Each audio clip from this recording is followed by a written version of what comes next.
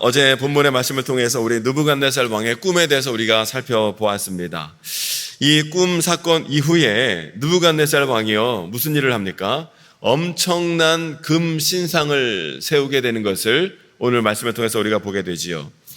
꿈을 해석하게 하신 하나님의 능력을 느부갓네살 왕이 계속 염두에 두고 생각한 것이 아니라 자신이 금으로 된 머리이구나 라는 것에 아마 마음이 더 꽂혔던 것 같습니다. 그래서 그가 신상을 세우는데 그 규모가 어마어마합니다. 높이가 지금으로 따지면 30m, 아파트 11층 정도의 높이라고 해요. 높이가 30m, 너비가 3m로 된 엄청난 크기의 신상을 세우게 되는데, 더 놀라운 사실은 무엇이냐면 이 신상을 다 무엇으로 만들었어요? 순금으로 만든 거예요. 이 엄청난 크기의 신상을 금으로 만들었습니다. 그것을 오늘날 화폐로 따져보면 1조 원 정도가 된다는 것이죠. 엄청난 규모 예산의 신상을 그가 세우게 되죠. 이렇게 신상을 세운 느부갓네살 왕은 이제 낙성식을 행하게 됩니다. 2절 이하에 보면 제국 내 모든 관료들, 관원들 다 이 행사에 참석하게 하지요. 뿐만 아니라 이 엄청난 장엄한 낙성식을 보기 위해서 아마 전 제국에서 많은 사람들이 구름대처럼 몰려들었을 거예요. 그런데 이 자리에서 느부갓네살 왕이 엄청난 선포를 하게 합니다. 6절에 보니까 뭐라고 말씀하냐면, 6절의 말씀을 함께 읽어보실까요? 6절 시작. 누구든지 엎드려 절하지 아니하는 자는 즉시 맹렬히 타는 풀무불에 던져 넣으리라 하였더라. 여러 악기가 울려 퍼질 때에 일제히 이 신상 앞에 절하라는 거예요. 그런데 절하지 아니하는 자는 맹렬히 타는 풀무불에 던져 넣게 되리라, 죽게 되리라, 이런 엄청난 선언을 하게 되지요. 느부갓네살 왕이 이렇게 신상을 세운 의도는 너무나 분명해 보입니다. 첫 번째는요, 그가 세운 바벨론 제국은 영원할 것이다 라는 것을 선포하기 위해서 지금 이 신상을 세운 거예요. 여러분, 다니엘이 꿈을 해석해 주었을 때 어느 정도 하나님을 인정했던 바가 있던 느부갓네살 왕이 아니었습니까? 그와 같은 왕이 하시니 또 누가 있겠느냐 감탄하는 가운데 다니엘에게 절하면서 예물까지 주면서 하나님에 대해서 찬양을 한 바가 있었어요. 그런데 그게 오래가지 않았어요. 그리고 그 사실을 잊고 싶었을 겁니다. 왜냐하면 자신이 세운 이 엄청난 제국 바벨론 나라가 곧 없어지고 무너지게 된다고 하니 그걸 도저히 인정하고 싶지 않았을 것이지요. 그래서 자신이 꿈에서 본 신상의 재료와 다르게, 재료가 서로 다르니까 서로 나눠진다고 하니 이거를 나를 상징하는 금으로 다 만들어 보면 이 제국이 영원하지 않겠는가, 아마 이런 의도를 가지고 그 신상을 금으로 다 만드는 가운데 내가 세운 이 바벨론 제국은 영원하리라 하는 것을 나타내고 선포하기 위하여 이 신상을 세웠을 것이에요. 두 번째 이유가 무엇입니까? 이 절대 왕권을 통치하기 위한 수단으로 이 큰 신상을 세웠다는 것이죠. 바벨론 제국은요, 수많은 나라들, 민족들로 이루어져 있었기 때문에 종교도 달랐어요. 문화도 달랐어요. 언어도 다르고 신념도 다 가지각색이었죠. 때문에 이 여러 나라들을 힘으로 정복하여 한 나라로 세우긴 했지만 그 나라를 통치한다는 것은 결코 쉬운 일이 아니었기 때문에 이렇게 커다란 금 신상을 세워놓고 그 앞에 절을 하게 함으로 말미암아 여러 나라들, 민족들, 종교들을 하나로 묶고 효율적으로 다스리고자 이 신상을 세웠다라는 거예요. 이렇게 하면 자기 나라가 흔들리지 아니하고 견고하게 이루어지리라 하는 의도로 신상을 세운 것을 보게 되지요. 이러한 뜻을 가지고 두라 평지에 이렇게 큰 금신상을 세우고는 또 옆에는 무엇을 만들었습니까? 맹렬히 타는 풀무불을 만들어 놓은 거예요. 불구덩이를 만들어 놓은 거예요. 그래서 악기 소리가 울려 퍼질 때에 모든 사람들은 자신이 세운 이 금신상에 엎드려 절하라 명합니다. 그리고 이에 따르지 않는 자는 이 풀무불에 던져 넣으리라, 엄청난 선포를 하게 되지요. 그런데 여러분, 문제가 무엇입니까?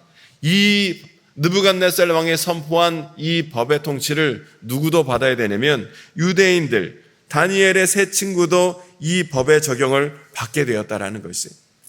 여러분, 우리가 잘 알다시피 다니엘의 세 친구는 어떤 사람들이었습니까?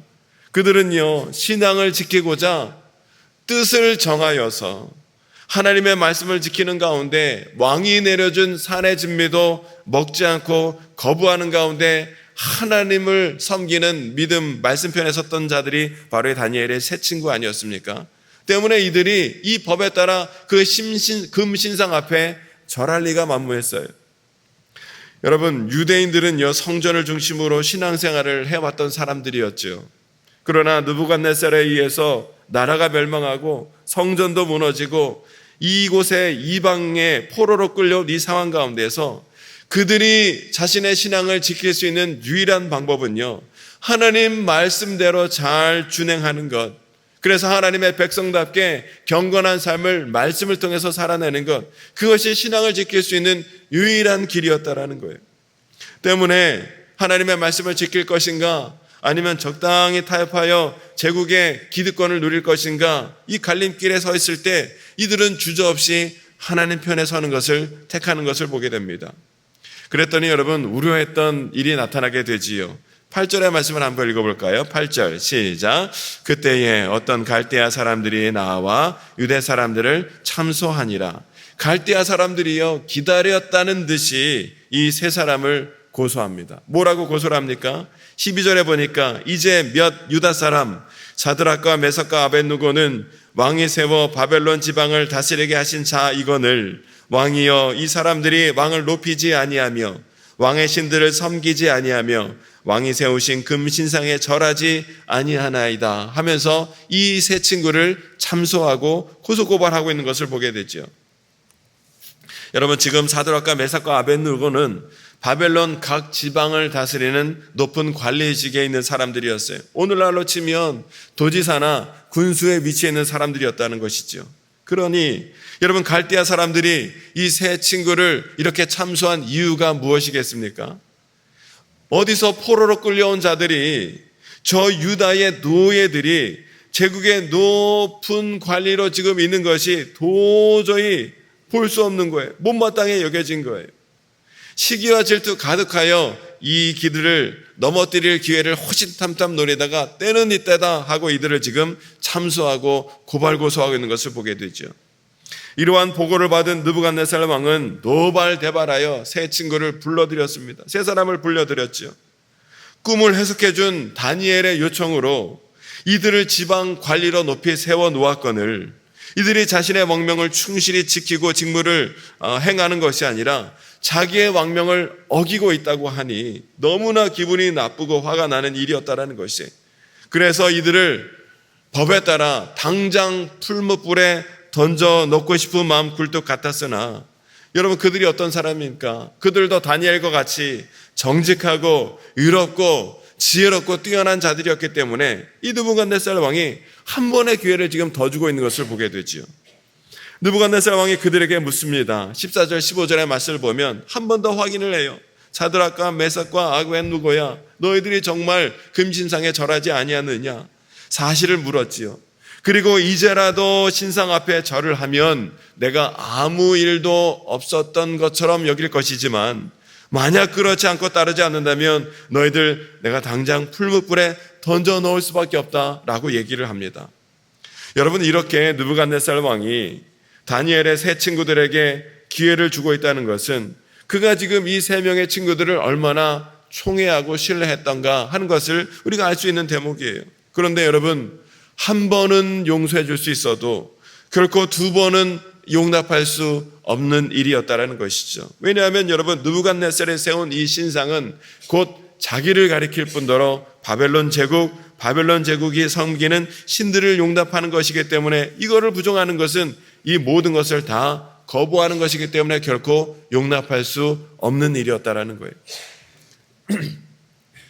때문에 여러분, 지금 다니엘의 세 친구는 죽음의 기로에 다시 서게 됩니다.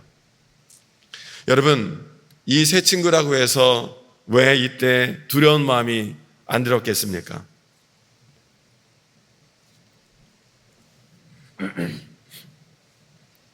그들도 사람이었기 때문에 이 죽음의 기로 앞에 섰을 때에 사람의 마음으로 생각해 본다면 그들도 죽음에 대한 두려움, 공포가 얼마든지 있었겠고요. 다시 한번 이렇게 살 기회를 주고 있는 느부갓네살에 대한 인간적인 고마움도 있었겠고요. 뿐만 아니라 종의 신분이었던 자기들에게 이런 높은 관직을 주어서 좋은 길을 열게 해주었던 왕의 명령도 따르고 싶은 마음도 얼마든지 인간적인 마음으로 생각해 보면 있을 수도 있었을 것이에요. 그러나 이들은요, 지금 나라를 잃고 포로로 끌려와서 오직 하나님의 말씀을 지키며 살겠노라 뜻을 정하여 하나님 편에 서 있겠다 결단한 사람들이었기 때문에 이들에게는 지금 하나님을 믿는 믿음, 하나님의 뜻대로 살아가는 신앙이 이들에게 더 중요한 일이었다라는 거예요. 때문에 그들은 인간적인 마음 뒤로 하고 다시 한번 결단하는 가운데 왕에게 이와 같이 대답을 하죠. 17절 말씀을 함께 읽어보실까요? 17절 시작. 왕이여, 우리가 섬기는 하나님이 계시다면 우리를 맹렬히 타는 풀무불 가운데에서 능히 건져내시겠고 왕의 손에서도 건져내시리이다. 아멘. 여러분, 이 얼마나 대단한 고백입니까? 여러분, 이들의 이 믿음이 어떻게 형성이 되었어요? 이들은요, 자신의 고국이, 자신의 유다 나라가 바벨론에 의해서 침략당했을 때 주변의 모든 사람들, 가족을 비롯한 모든 사람들이 다 죽임을 당했으나 자신들은 살아남았을 때, 또 하나님의 말씀을 지키기 위하여 뜻을 정하여 우상에 바친 제물을 먹지 않겠노라 결단했을 때 이들은 또 살아남았고, 또 다니엘이 왕의 꿈을 해석해 줌으로 살아남았던 자들이었어요. 이들은 이러한 몇 번의 죽음의 고비를 통하여 이들의 믿음이 더욱더 정금과 같이 빚어지고 있었다라는 거예요. 죽음의 위기와 어려움을 통하여 주님을 향한, 하나님을 향한 믿음이 점점 정금과 같이 빚어지게 되었다라는 거예요. 이러한 과정을 통해 그들에게는요, 어떠한 상황과 환경 가운데서도 하나님이 반드시 우리를 건지실 것이라는 확실한 믿음이 그들에게 있었다라는 것이죠. 비록 왕이 우리를 죽일 수 있는 권세가 지금 있을지 몰라도 하나님은 반드시 우리를 왕의 손에서 건져주실 것이라는 믿음과 확신이 그들에게 지금 있었다는 거예요. 이들은요, 하나님의 말씀을 그저 머리로만 알고 머리로만 이해한 사람들이 아니라 삶의 자리에서 역사하시고 내 삶을 주관하시는 전능하신 하나님이 오늘 나와 함께 하신다는 분명한 믿음의 고백이 이 세 친구들의 마음과 심령 가운데 있었기에 이러한 귀한 믿음의 고백을 하고 있었다라는 거예요. 그러면서 우리가 너무나 잘 알고 있는 기가 막힌 믿음의 고백을 하게 되지요. 18절의 말씀을 함께 읽어보겠습니다. 18절 시작. 그렇게 하지 아니실지라도 왕이여, 우리가 왕의 신들을 섬기지도 아니하고 왕이 세우신 금신상에 절하지도 아니할 줄을 아옵소서. 아멘. 아멘. 이 다니엘의 세 친구는 하나님께서 왕의 손에서 불못불에서 자신들을 건져내실 것이라는 확실한 믿음과 신념이 있었을 뿐만 아니라 그리 아니하실지라도, 하나님이 우리를 그렇게 건지지 아니하실지라도 우리는 결코 왕의 신들 앞에 절할 수 없습니다라고 귀한 믿음의 고백으로 선포하고 있는 것을 보게 됩니다. 여러분, 지금 이들에게는요, 생사가 중요한 게 아니었어요. 불못불에 떨어져 죽어도 괜찮다는 각오로 나아가고 있는 것을 보게 됩니다. 왜냐하면 지금 이들에게는요, 자기 생명보다 더 중요한 것이 무엇이에요? 하나님을 향한 믿음, 하나님의 거룩하신 말씀대로 살아가는 이 신앙을 지키는 것, 이것이 그들에게 더 중요한 삶의 가치였기 때문에 이들이 이러한 귀한 믿음의 선언을 할 수 있었다는 것이죠. 어떤 믿음에서 비롯된 고백입니까? 우리 인간은 육의 존재이지만 동시에 영의 존재이기 때문에 육은 죽어도 우리의 영은 영원한 하나님 나라에서 주와 함께 영원히 지속될 것이라는 믿음이 있었기에 죽음을 초월한 믿음의 고백을 이들이 할 수 있었던 것을 보게 됩니다.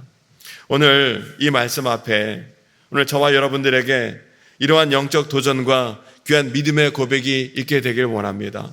여러분, 우리에게는요, 영원한 하나님 나라, 영원한 생명이라는 참된 소망이 있는 자들이기 때문에 성도는 이 소망을 가지고 하루하루 믿음으로 살아갈 수 있어야 하리라는 거예요. 이러한 믿음으로 살아갈 때에 우리의 삶의 위기와 어려움이 있다 할지라도, 내가 바라는 일이 이루어지지 아니하고 원치 않는 시험과 고난 가운데 있다 할지라도 우리는 결코 흔들리지 아니하는 믿음으로 살아갈 수 있게 되리라는 거예요. 이것을 사도 바울이 어떤 말씀으로 고백합니까? 내게 능력 주시는 자 안에서 내가 모든 것을 할 수 있습니다 라는 귀한 믿음의 고백으로 선언한 바가 있지요. 어떠한 상황 속에서도 주님만을 바라보는 것, 하나님 말씀과 뜻대로 살아가는 것, 신앙의 길을 포기하지 않고 믿음으로 살아내는 것, 이것이 바로 그리 아니하실지라도 믿음으로 살아가는 성도의 모습이 되리라는 거예요. 오늘 이 사드락, 메삭, 아벳느고의 너무나 귀한 믿음의 고백을 읽고 묵상하는 가운데 오늘도 저와 여러분 가운데 이 세 친구와 같은 귀한 믿음의 고백이 있게 되시기를 주님의 이름으로 축원합니다. 하나님 우리에게 부족하고 연약하지만 이 세 친구와 같은 결연한 믿음의 결단으로 살아갈 수 있도록 우리에게 믿음 위에 믿음을 더하여 주시옵소서. 귀한 믿음의 고백으로 결단하며 나갈 때에 하나님께서 우리에게 믿음을 더하여 주셔서 어떠한 상황과 환경 속에서도 무슨 일을 만나든지 담대하고 당당하게 하나님 나라의 자녀로서 믿음을 지키며 하나님 거룩한 뜻대로 살아가는 가운데 오직 하나님께만 영광 돌리는 귀한 성도의 삶을 살 수 있도록 하나님께서 인도하여 주실 줄로 믿습니다. 이 시간에 함께 기도하기를 원합니다. 하나님, 우리에게 믿음 위에 믿음을 더해 주시길 원합니다. 말씀대로 살아가기 위해서 결코 사람의 뜻과 방법대로 우리가 살아갈 수 없겠으나 하나님 이 시간에 간절히 기도할 때 하늘의 문을 활짝 여시고 우리에게 성령의 능력으로 충만하게 부어주시고 무엇보다 믿음을 더해 주셔서 이 믿음으로 다니엘의 세 친구와 같이 어떤 상황과 환경 가운데 놓일다 할지라도 세상의 편을 선택하는 것이 아니라 하나님 편에 서서 하나님 뜻대로 말씀대로 거룩하게 살아감으로 말미암아 하나님 앞에 귀한 영광 돌리는 귀한 성도의 삶이 되어질 수 있도록 하나님 믿음 위에 믿음을 도와주시고 성령의 기름 부심으로 주님 충만하게 하여 주옵소서. 성령의 뜻에 이끌림받는 거룩한 성도가 되게 하여 주옵소서. 이 시간에 우리 주여 세 번 매주시고 말씀을 기억하며 기도하시고 우리의 모든 기도 제목을 주님께 맡기며 간절히 기도하는 이 시간이 되길 원합니다. 함께 기도하겠습니다. 주여